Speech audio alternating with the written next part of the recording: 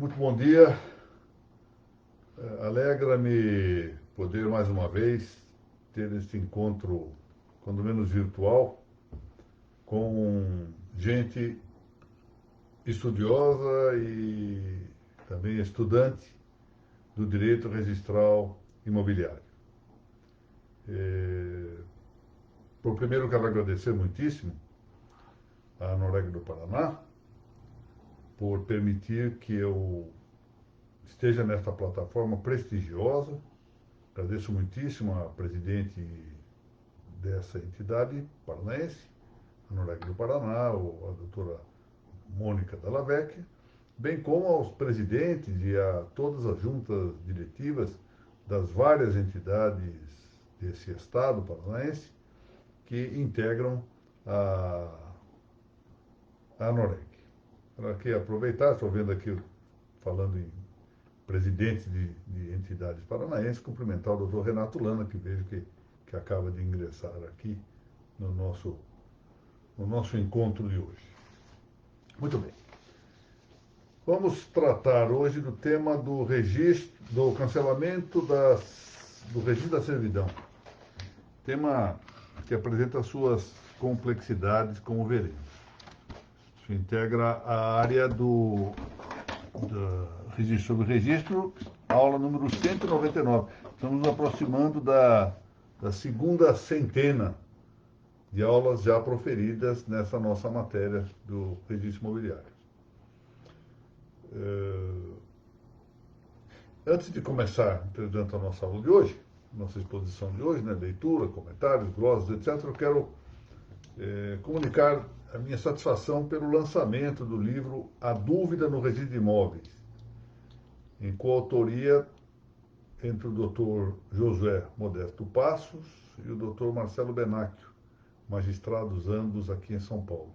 Esse é um lançamento da editora Thomson, Revista dos Tribunais. Parabenizo a ambos os autores e ao coordenador da obra, o Dr. Alberto Gentil, pelo lançamento de mais uma publicação na área do direito registral imobiliário. Bom, vamos lá. Primeiro, uma explicação sobre o título. Eu estou usando a palavra cancelamento aqui, porque é isso que se apresenta de algum modo ligado aos artigos 1387 do Código Civil e 252 da Lei de Registros Públicos. Mas é criticável a utilização da expressão cancelamento, quando, na verdade, o que se trata de dizer é que se encerra um registro que mantém o seu valor, o seu vigor, até o momento de seu encerramento. E, de algum modo, continua mantendo virtualmente a força que possuía no tempo de sua integral vigência. Melhor seria falar do encerramento. Acontece que, como nós vamos ver, o que se pensa cancelar, segundo a lei, é a própria servidão. Daí a confusão enunciativa que se encontra, sobretudo no Código Civil. Na Lei de Registro Público, me parece que há realmente mais impropriedade na forma de escrever aqui, usar o verbo cancelar. Mas, enfim, o que nós podemos pensar é que existe um sentido para o verbo cancelar, relativamente ao registro, que abarca também a modalidade do mero encerramento. Então, haveria um sentido, um modo de falar do cancelamento registral em sentido amplo, envolvendo o cancelamento estrito sensu e o encerramento. Mas isso nós vamos ver adiante. Bom, o que é que diz o Código Civil Brasileiro no artigo 1387? Salvo nas desapropriações, a servidão, uma vez registrada, só se extingue com respeito a terceiros quando cancelada. Então ela se mantém em vigor enquanto não cancelada. Embora tenha sido extinta por diversos motivos, ela se mantém em vigor enquanto não cancelada, salvo no caso de desapropriação, porque a desapropriação, como nós sabemos, é uma hipótese de sujeição ao poder administrativo. Trata-se esta previsão do Código Civil que se harmoniza com o que está também na Lei de Registros Públicos, no artigo 252. Lá está escrito: o registro, enquanto não cancelado, produz todos os efeitos legais, ainda que por outra maneira se prove que o título está desfeito, anulado, extinto ou rescindido. Aí está a ideia de a presunção que nasce qualificada referentemente à legitimação registral. É a norma nuclear do tema da legitimação registral. Essa norma codificada, que nós referimos, a do caput do artigo 1387, apenas reproduz o que já se dispunha no excelente Código Civil de 1916, no seu artigo 708, que enunciava, então, pela primeira vez, para o direito brasileiro, um preceito referente à extinção das servidões. Não havia um preceito normativo acerca do assunto. Já o nosso Código Civil 2002 reiterou, agora no parágrafo único desse artigo que nós mencionamos, 1387, algo que estava no Código anterior, do 712. Diz isso: se o prédio dominante estiver hipotecado e a servidão se mencionar no título hipotecário, será também preciso, para a cancelar, o consentimento do credor. Bom, essa matéria tem um relevo particularíssimo, que vai ser objeto da nossa exposição da semana que vem, se Deus quiser. Porque o que nós temos que considerar é se está em vigor ainda a norma do 256 da Lei 6.015. O que é que diz essa norma? Diz isto: cancelamento da servidão, quando o prédio dominante estiver hipotecado, só poderá ser feito com a aquiescência do credor expressamente manifestada. Agora, nós vamos deixar para a aula que vem, eu estou anunciando este fato, a discussão sobre a persistência, sobre a perseverança dessa norma do artigo 256 da Lei de Registros Públicos. Bom, vamos lá. Se em todo o seu gênero, né, na generalidade dos casos, as relações de direito, porque elas existem na vida humana, né, o direito, muitas vezes nós temos falado isso, que soa mais ou menos como algo trivial, mas que deve ser sempre lembrado. O direito existe para que os homens sejam felizes, não é para que o Estado se manifeste, não é para que o poder político mostre a sua força, não. O direito existe para o bem comum, e esse bem comum, na vida social, está voltado à satisfação da natureza humana. E a satisfação da natureza humana é atingir a sua felicidade. O homem está voltado, está buscando sempre a sua felicidade. Portanto, o direito é algo que é um instrumento para a nossa felicidade. Deve ser tratado assim. Custe o que custe acreditar, claro. Muito bem. Como as relações de direito ocorrem na vida humana, elas são sujeitas também ao tempo, porque a vida humana, terrenal, está sujeita ao tempo.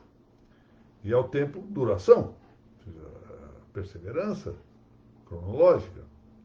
E tanto quanto ocorre com os homens, isso é uma analogia possível, os direitos também nascem, também vivem e também morrem. Se nós formos ver, por exemplo, o direito existente em grandes impérios universais, nós pensamos aí no Império Romano, no efêmero Império Macedônico, em outros impérios que nós quisermos considerar, todos eles têm a sua vida delimitada. Eles nascem em determinado momento, por exemplo, vamos lá apanhar o nascimento do Império Macedônico com Felipe II, embora efêmero, e depois seu desterramento com os estados dos generais, depois da morte de Alexandre Magno. Então, nasceu lá e foi morrer tempo depois. O Império Romano durou mais tempo. É provável que o Império Romano tenha durado até o fim da Primeira Guerra Mundial, com a destruição do Império Austro-Húngaro, mas em todo caso, ainda que nós consideremos todas as circunstâncias, ele teve um nascimento, posteriormente a sua vida, o seu desenvolvimento, a sua biografia, teve a sua morte. E com isso vai morrendo também o conjunto das suas instituições jurídicas e políticas. Assim é a vida. Essas coisas são todas perecedoras. Isso mais ainda deve considerar-se essa ideia de duração, quando se trata, no campo dos nossos interesses, aqui, capítulo específico, dos direitos reais e menores. Ou seja, já não falamos da propriedade, que também ela nasce, vive e morre, mas direitos reais menores têm uma tendência de serem efêmeros, de serem pelo menos menos duradouros do que a propriedade, porque a sua função é exatamente de reintegrar-se. É o rédito dos direitos reais menores. Eles nascem por desdobramento da propriedade, por elasticidade da propriedade, e tendem, depois de algum tempo, os tempos inteiros são atraídos novamente ao núcleo da propriedade e, em um determinado dia, consolida essa propriedade, ou seja, os direitos reais menores tornam a reunir-se no núcleo da propriedade. Bom, a circunstância de a servidão ser direito real de fruição de coisa alheia, que é uma circunstância interessante, de todos os direitos de fruição ou de desfruto de coisa alheia, é aquele que tem a menor densidade de conteúdo. Nesse sentido, é uma análise muito interessante de um livro que acho que muitos conhecem, Teoria General de los Derechos Reales, penso que é esse o nome, do professor argentino Edmundo Gatti. Muito interessante esse livro. Bom, isso não afasta, entretanto, a conveniência da publicidade referente ao fim de sua duração. Por assim dizer, façamos aqui um paralelo com o registro civil, é o assento de óbito da servidão. Ou seja, nós temos de exigir, em princípio, de todos os direitos reais, a publicidade de sua vigência. Isso quer dizer, quando eles estão vivos, quando eles nascem, quando eles vivem, e temos que verificar a sua morte. Em geral, como não há entre o nascer e o morrer a vida, não é preciso que a cada momento dessa vida se vá biografando, por assim dizer, esse dinamismo. Bastam os dois extremos, de nascimento e morte. Claro que, quanto às coisas móveis, porque os direitos reais podem ser sobre imóveis e imóveis, quanto às coisas móveis, nós, infelizmente, porque não temos condições de uma identificação cômoda desses bens móveis, é muito difícil identificar os bens móveis, seria necessário uma tarefa demasiada de designação, de coisas praticamente idênticas, não é? Devido a essa dificuldade, nós nos contentamos com o que se chama de notoriedade factual, a visibilidade fática dos direitos que dizem respeito aos bens móveis.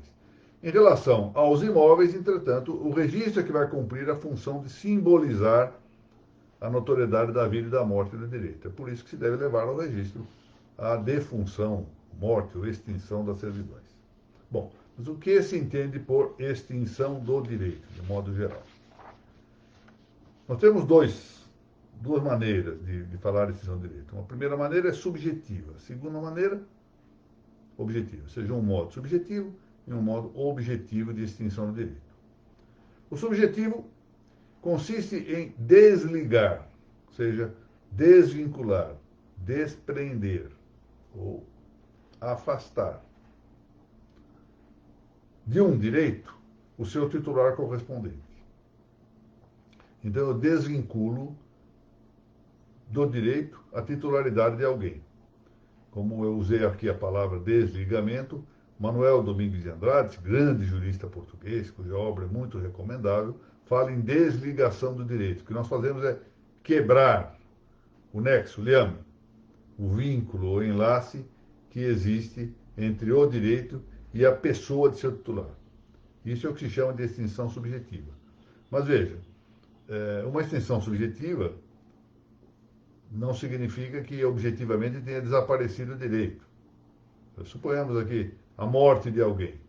Morre o titular, mas imediatamente a herança passa a seus sucessores. Portanto, não há extinção objetiva do direito. O que se faz simplesmente é mudança do titular do direito. Isso pode ocorrer mediante o consentimento da vontade do titular do direito. Por exemplo, quando eu faço alienação negocial de um imóvel, ou seja, vendo um imóvel, ou dou dação em pagamento, ou faço uma permuta, há aqui uma extinção subjetiva. Pode ser também que se dê, já mencionamos o caso caso da morte do titular do direito, por meio da sucessão ab intestato. Ou até contra, aí esse é o ponto, contra a vontade do titular, com o consentimento, via negocial, sem o consentimento, sucessão ab intestato, porque quando ela é testamentária há alguma forma de consentimento, embora projetável dos seus efeitos, e finalmente contra a vontade do titular, que é o que se dá na sucessão legitimária, por exemplo, contra a minha vontade ou contra a vontade do titular da herança, os bens passam em parte a algumas pessoas. Nos casos de execução, em que o Estado substitui a vontade do titular de domínio, nos casos de falência, nas desapropriações, que são sujeições, etc, etc. Et relíqua, como está no texto aí, significa etc. Segundo modo, é o que propriamente nós consideramos como extinção do direito. Normalmente, quando se fala em extinção do direito, o que se tem em vista é a extinção objetiva. Tratamos dos casos subjetivos como alteração, modificação, e não falamos muito em extinção, embora haja uma extinção efetivamente. Mas aqui o segundo modo é o da extinção do direito à parte object, isso quer dizer objetivamente, tocando o seu objeto. Isso pode ocorrer, por exemplo, com a destruição da própria coisa, objeto do direito. Por exemplo, um automóvel, esse é o exemplo que eu dou aqui no texto, um automóvel aniquilado pelo fogo. Ou como já ocorreu aqui, salvo engano, no município paulista de Cajamar. Houve uma erosão que destruiu, uma coisa difícil até de pensar, destruiu a existência do imóvel. Pura e simplesmente o imóvel desapareceu. Outras vezes ocorre sem a destruição. É o caso típico do abandono, da derelição, ou seja, em que a coisa se torna abandonada, res derelicta. Também assim se dá com a renúncia ao direito, o seu não exercício acarretando a prescrição extintiva. Embora aqui, talvez nos casos da prescrição extintiva, como em paralelo pode reconhecer-se uma prescrição aquisitiva, nós outra vez tenhamos de remontar ao caso do modo subjetivo de extinção. Bom, tratamos agora só do tema que nos interessa mais de perto, que é o modo de extinção das servidões sob aspecto objetivo. Porque essa, como eu já disse, é a que é a extinção em sentido estrito. A extinção subjetiva, há uma passagem interessante desse grande jurista dos nossos tempos, que foi o professor italiano Francesco Carnelutti, que diz que não se trata propriamente de extinção, mas de um fato substitutivo ou substituinte, porque o direito ainda subsiste, ainda que com uma titularidade diversa. Muito bem, vamos lá ver como a matéria é tratada no nosso ordenamento jurídico atual. São muitos os títulos que acarretam a extinção objetiva das servidões. E a diversos desses títulos refere-se expressamente o nosso Código Civil em vigor, nos artigos 1388 e 1389. Embora já também no 1387 haja uma referência a um título distintivo da servidão, de passagem, que é o da desapropriação. Lembra que diz lá, salvo a desapropriação, etc. A desapropriação, por ser um instituto de interesse ius público, ou seja, interesse de direito público, é tratada, sobretudo, numa lei especial, que é chamada, especial no certo sentido de que seu objeto é especial, mas é chamada Lei Geral das Desapropriações, que é o Decreto-Lei 3.465, de 1941. Bom, Considerando a desapropriação, a despeito de seu nome usual, desapropriação ou expropriação, algo que tira da propriedade, desapropriar, mostra-se aí com o prefixo a ideia de retirar a apropriação. O que se dá no fenômeno expropriatório é uma duplicidade de coisas. Primeiro, uma desvinculação dominial preexistente, ou seja, Tício é proprietário de um imóvel, uma vez desapropriado, efetivamente ele perde, ou seja, desvincula-se da titularidade dominial em relação a esse imóvel. Mas veja que essa desapropriação não se dá no vácuo. Não é algo como uma res delicta, ou que o imóvel objeto da desapropriação se torna res nullius. Não. O que se dá aqui é que, juntamente com essa desvinculação do domínio pré-existente, surge uma nova titulação dominial, uma nova titularidade. Vale dizer que, de par com um título extintivo do domínio anterior, surge um título constitutivo. E o domínio, pois, não se extingue. No fundo, ele substitui-se. Perde-se a... No fundo, é uma extinção de caráter subjetivo. Portanto, ao dizer o Código Civil, no caput de seu artigo 1387, que a desapropriação se põe a salvo da exigência de cancelamento do registro da servidão, apenas deixa dito que a aquisição pelo poder expropriante não demanda constituição predial.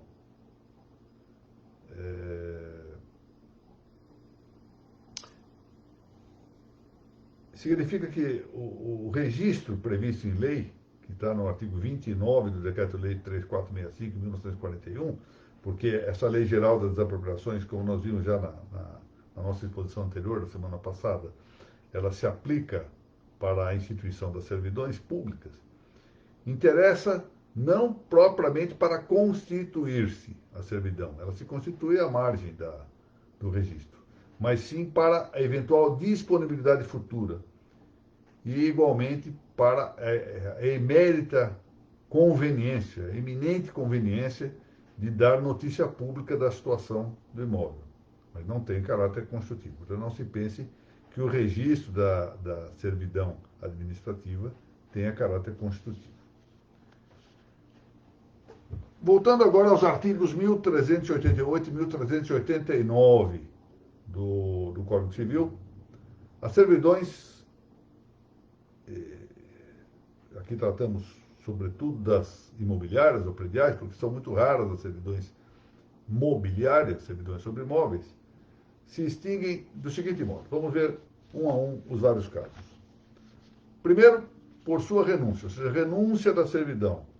O dono do imóvel, o dominante, aquele que é o imóvel servido, renuncia à servidão. Essa renúncia, se ela for expressa, isso exigia Cláudio Bevilacqua, comentando o artigo 709 do Código Civil de 1916, que a renúncia tinha que ser expressa. Deve observar a forma jurídica adequada. E o que quer dizer essa forma jurídica adequada? Nós estamos lá no artigo 104 e nos artigos seguintes do Código de 2002. E, designadamente, o que nós temos que verificar é o que está no artigo 108. Não dispondo a lei em contrário à escritura pública essencial à validade dos negócios jurídicos que visem a constituição, transferência, modificação ou renúncia de direitos reais sobre imóveis de valor superior a 30 vezes o maior salário mínimo vigente no país. Então, aplica-se o artigo 108 para essa renúncia. O conselheiro Lafayette, esse é o ponto, admitia, contra o entendimento de Cláudio Bevilacqua, a renúncia tácita, ou seja, a renúncia não havia de ser necessariamente expressa. E ele dava exemplo disso com o fato de o dono do prédio dominante, aquele prédio que é servido, não é, permitir que o proprietário do imóvel serviente realize, na área relativa à servidão, uma obra incompatível com o exercício dessa servidão. Essa orientação, que está numa nota de rodapé do livro Direito das Coisas, do conselheiro Lafayette, acabou sendo convertendo-se em uma orientação doutrinal predominante no direito brasileiro. Eu mencionei aqui alguns autores para que tenhamos ideia de que o cabimento da renúncia tácita é realmente prevalecente na doutrina brasileira. Já em tempos antigos, Spínola Filho, mais recentemente, Caio Mário da Silva Pereira, Carlos Roberto Gonçalves, Francisco Eduardo Loureiro e Arnaldo Rizzaro. Portanto, é possível essa renúncia tácita, segundo a maior parte da doutrina. Na hipótese de renúncia tácita, é evidente, pois não haverá manifestação do dono do prédio dominante, temos que buscar o título. Qual título cabe para isso de renúncia tácita? Deve ser judicial. Aqui eu lembro esta grande obra de Arnaldo Rizzardo, O Direito das Coisas, realmente é um autor excelente. E ele faz menção aqui à doutrina de Baudry-Lacantimiry e Chauveau. Então, parece que é a solução que tende efetivamente a mostrar-se mais razoável. Admitir-se a renúncia tácita, mas como título para o cancelamento, exatamente porque ela é tácita, exigir-se a via judicial. E talvez, possa haver alguma controvérsia, que eu aqui deixo suscitada, até entendi melhor de não colocar isso por escrito, para não incitar multidões de estudiosos novos, né? E novidadismos, que não é essa a ideia, mas temos que pensar com calma se uma ata notarial que confirmasse bastante essa situação, por exemplo, no caso dessa realização de obra incompatível com a servidão, se isso não bastaria para levar à renúncia tácita. É um tema a discutir, Especialmente num momento em que a questão da ata notarial merece fomento. Fomento moderado, é verdade, não essas incursões tecnológicas excessivas referente à produção da ata, mas sobre o seu papel para a realização de coisas que não são, situações que não são litigiosas, sobretudo. Segundo título, levando à extinção das servidões e para a promoção de sua averbação de seu cancelamento no registro de imóveis. Quando tiver cessado para o prédio dominante a utilidade ou comodidade que determinou a constituição da servidão. Está no inciso 2º do artigo 1388. O exemplo que frequenta os autores é o da substituição das servidões de passagem pela abertura das vias públicas. Faz uma servidão de passagem, uma vez que não é possível essa história de estrada particular, rua particular, nem nada, isso se constitui mediante servidão de passagem. E o poder público, depois de algum tempo, entende que é caso de oficializar essa via, transformando-a em via de uso comum do povo. E depois, nessa circunstância, dá-se a substituição da servidão de passagem pela via pública, não há mais utilidade ou comodidade na servidão.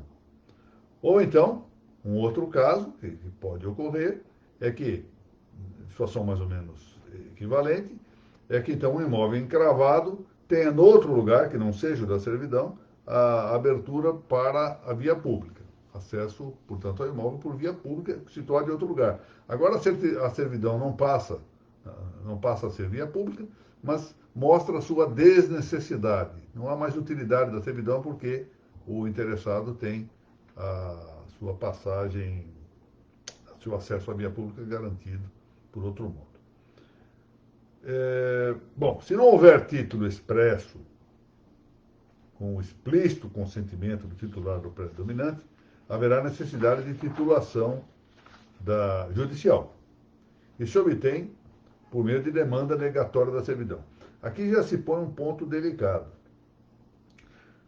Porque pode dar-se efetivamente que a servidão tenha sido uma forma de acesso durante algum tempo ao imóvel, acesso à via pública.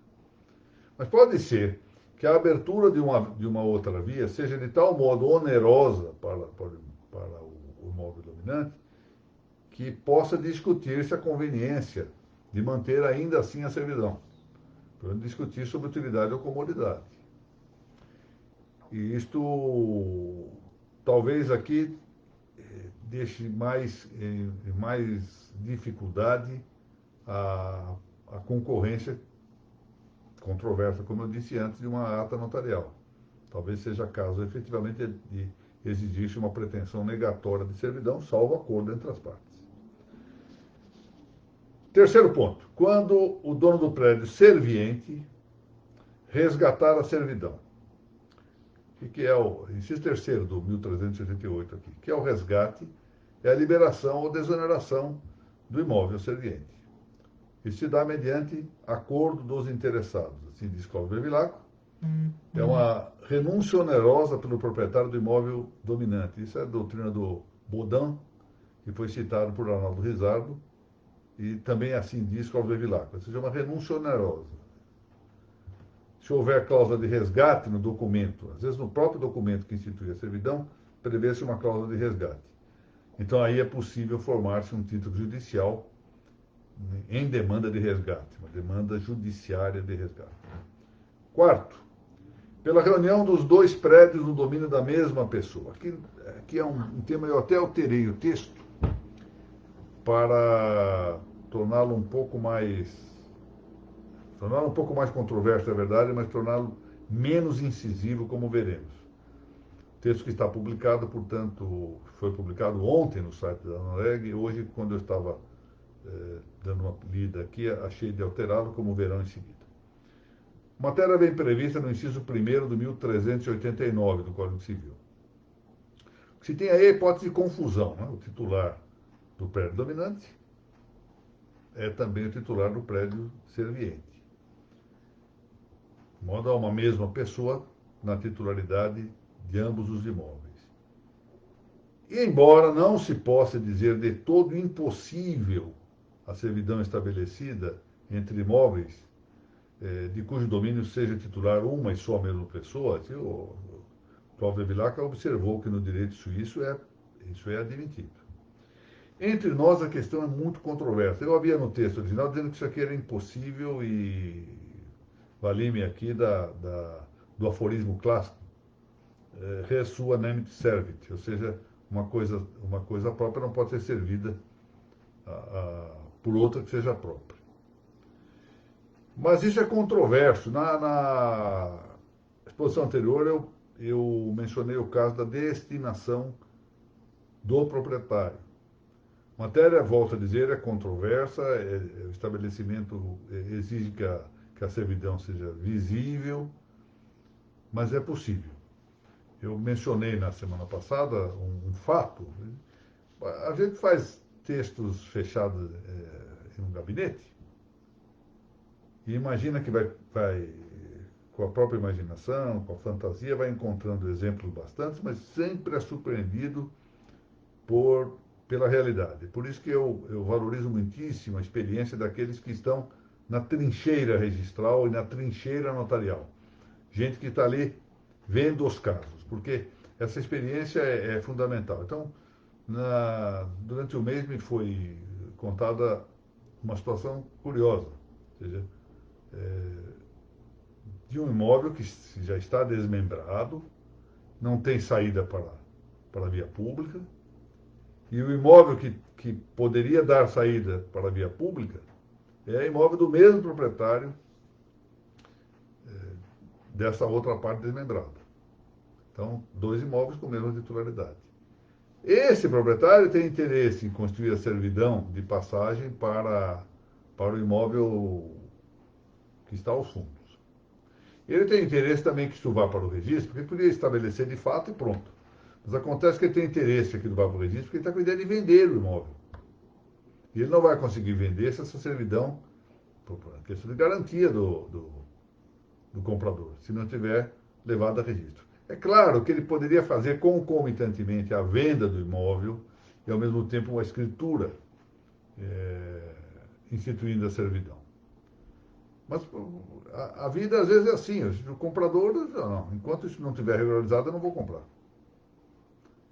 Então, há casos em que se admite, pelo menos isto é bastante razoável, plausível, que por destinação do proprietário se possa fazer essa instituição da servidão. O direito suíço, volto a dizer, já isso previa Cláudio Vilacqua, admite-o expressamente. No direito brasileiro, a tendência é oposta, mas é preciso discutir se não haveria, como já dissemos na aula anterior, e foi por isso que eu alterei o texto aqui, se não há espaço razoável para que essa controvérsia avance um tanto mais e se admita, em algum caso extremo, a possibilidade da servidão instituída por destinação do proprietário. Quinto caso, supressão das respectivas obras por efeito de contrato ou de outro título expresso. É o inciso 2º do 1389. Essa hipótese diz respeito a servidões aparentes. Seu pressuposto é a existência de título expresso, quer dizer, um contrato, testamento, etc., de que conste a dispensa de efetivação da serventia a que se destinava o imóvel serviente. Se não houver contrato ou diverso título explícito para apoiar a extinção por obras supressas, não cabe o cancelamento do registro com amparo nessa previsão legal. É preciso que haja um contrato e no qual o contrato conste claramente a dispensa de efetivar-se a serventia. Sexto, pelo não uso durante 10 anos contínuos. Aí o inciso 3º de 1389. Essa hipótese abrange servidões contínuas e descontínuas, aparentes e não aparentes, afirmativas e negativas. Essa é a doutrina de Arnaldo Rizzardo. E aí é o que se denomina de prescrição liberatória. O que se firma, o que funda essa prescrição liberatória, é a circunstância de que ao longo de 10 anos, foi o tempo que a lei considerou razoável, não houve interesse jurídico em utilizar a servidão. Então, durante 10 anos a servidão estava lá, ninguém utilizou, e então parece que se deva presumir uma completa falta de interesse em manter e conservar essa servidão. E, novamente, lembrar da tendência naturalmente centrípeta de os direitos reais menores retornarem ao núcleo, ou seja, em consolidação da propriedade. E daí a razão de ser dessa presunção, ou seja, fomentar, estimular o centripetismo do direito de propriedade, que não pode ficar desdobrado nos seus direitos reais menores, que são situações tendencialmente transitórias. A essas hipóteses da extinção das servidões, podemos reunir outras. Por exemplo, uso capião. Resolução do domínio de quem haja instituído a servidão. O caso, por exemplo, pacto de retrovenda. Ou seja, aqui é uma resolução ex tunc. Isso estava previsto desde o início, resolve-se ex tunc. Se resolve lá, não é possível que depois, com essa resolução de efeitos de eficácia ex tunc, possam manter-se os atos praticados no interregnum, em que esteve vigente o domínio resolvido. O implemento de condição resolutiva, ou de termo final, a destruição do imóvel, já tínhamos referido, ou numa fórmula gráfica muito bem utilizada por Arnaldo Rizzardo, a desnecessidade da servidão. Rizzardo diz isto: a função da necessidade limita a duração. Se não é necessário, extingue-se pura e simplesmente. Qual o título para isso? Dependerá. Pode ser consentimento, pode ser título judicial, eventualmente até mesmo uma ata notarial, como eu disse. Observe-se, por fim, que a despeito de que se leia no 1388 do Código Civil 2002, que o dono do prédio serviente tem direito, pelos meios judiciais, ao cancelamento do registro, isso, evidentemente, e está bem dito Francisco Loureiro, não interdita a apresentação de títulos não judiciais, que amparem o pleito de averbação de cancelamento das servidões. Então, 1338 diz isso: olha, o dono do prédio serviente tem direito, pelos meios judiciais, ao cancelamento do registro. Sim, ótimo, mas isso não quer dizer que ele não tenha direito por meios não judiciais, um contrato, convenção, etc. E até a ata notarial, como estou aventando aqui como hipótese de discussão, para o pleito de averbamento deste cancelamento das servidões. Propriamente o que se averba é o cancelamento da servidão, e com isso se encerra o registro correspondente. Essa é a ideia. Bom, para a semana que vem, o que nós vamos discutir, considerar, tema interessantíssimo, é se a norma do artigo 256 da Lei 6.015, de 1973, está em vigor. Eu repito, essa norma, ela parece muito próxima da vigência aqui da norma vigente do Código Civil. Diz aqui a nossa, da Lei 6.015, o cancelamento da servidão quando o prédio dominante estiver hipotecado só poderá ser feito com a aquiescência do credor expressamente manifestada. Muito bem. Com isso, terminamos hoje a nossa exposição sobre o que chamamos aqui de cancelamento do registro da servidão. Amanhã, como sabem, aqui mesmo, nesta página que anda movimentada, essa página da Noruega e Paraná, a presidente faz várias lives, eu tenho visto aqui algumas vezes, está muito movimentado, graças aí ao trabalho também, é preciso que se diga, da competente Mariana Herrera. Então, as coisas vão andando muito aqui, não. Noruega e Paraná passa a ser um centro de atração muito interessante. Mas amanhã teremos a nossa sequência das claves notariais. E no formato que me parece mais adequado. Seja um tema relativamente leve, e curto, uma exposição aí para 15, 20 minutos no máximo, espero eu, e muito interessante sobre a questão, o tema da chamada ablaqueação. Que história é essa? Essa história da ablaqueação já levou gente quase ao desespero quando a palavra começou a ser usada no registro, porque não se entendia bem o que queria dizer. E eu não sei se foi das criações mais felizes, mas amanhã vamos tratar desse assunto.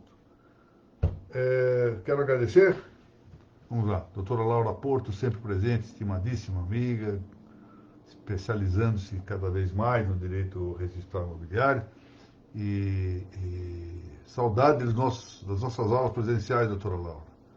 A Noruega aqui, suponho que a própria doutora Mônica tenha dado essa gentileza de saudar. Muito obrigado, doutora. Prezado Rogério Tobias, grande notário, mas um especialista também no direito registral. E eu folguei ontem em saber, porque foi uma coisa que procurei logo inteirar-me, confirmar, de que seus parentes lá no Líbano não sofreram pelo menos lesões de natureza corporal, lesões físicas, em virtude da explosão, que todo mundo sabe, extremamente vasta, que ocorreu na capital do Líbano, Beirute. Então, o Rogério, tanto quanto eu, tem ascendência libanesa. Doutor Renato Lana, a quem já saudei, estimado amigo, muito bom dia. Doutor Valdecir Castiglione, saudade das nossas reuniões pessoais, doutor Valdecir, e um grande abraço aí a Maria Augusta. Doutora Mariana Herrera, já tive a oportunidade de saudar, muito obrigado. Doutor Matheus Santos, bom dia. Eliette, estimada amiga, grande juíza de São Paulo, um abraço para a Isabela e para o doutor Marcos. Tudo bem, doutor Rogério? Suspeito que fala da obra que eu mencionei, sobre a dúvida do registro imobiliário, do doutor José Modesto Passos, grande autoridade do registro imobiliário brasileiro, e do competente juiz Marcelo Benaico. Doutor Mário Martinelli, sempre presente, muito bom dia. Doutor Eduardo Amadei, mesma coisa, muito obrigado. Agradeço a presença de ambos, é muito honrosa para mim. Doutor Asis Pereira, bom dia. Fernanda, vamos começar logo um novo livro, não é? Se Deus quiser. Fernanda Vale é uma grande registradora aqui no estado de São Paulo, mineira de nascimento, mas que é exemplo que nós fizemos com a Isabela, conseguimos atrair para o estado de São Paulo. Uma grande conquista nossa. Ela tem escrito também na obra do Uso Capião, lançada recentemente pela editorial Lepanto. Thaís Camati, grande registradora lá no Mato Grosso do Sul, e também coautora no livro do Uso Capião. Thaís agora lançando-se a estudo no mestrado, é muito dedicada à função, aos estudos, Muito bem, muito obrigado pela presença. Cláudia Rosa. Cláudia, grande registradora também, estudiosa, muito estudiosa. Estimo as suas melhoras, Cláudia. Doutora Aline, estou em falta com a doutora Aline de ler a peça, como se diz, substanciosa, que escreveu para uma associação de magistrados, que honrou-me muitíssimo em mandar. O volume de serviço ainda não me permitiu sequer dedicar-me a uma leitura mais atenta desta obra. Muito obrigado. Doutora Dimar Schmitz, muito bom dia, muito obrigado pela presença. Doutor João Branco, bondade sua, muito obrigado, bom dia. Doutor Ricardo Cunha, bom dia.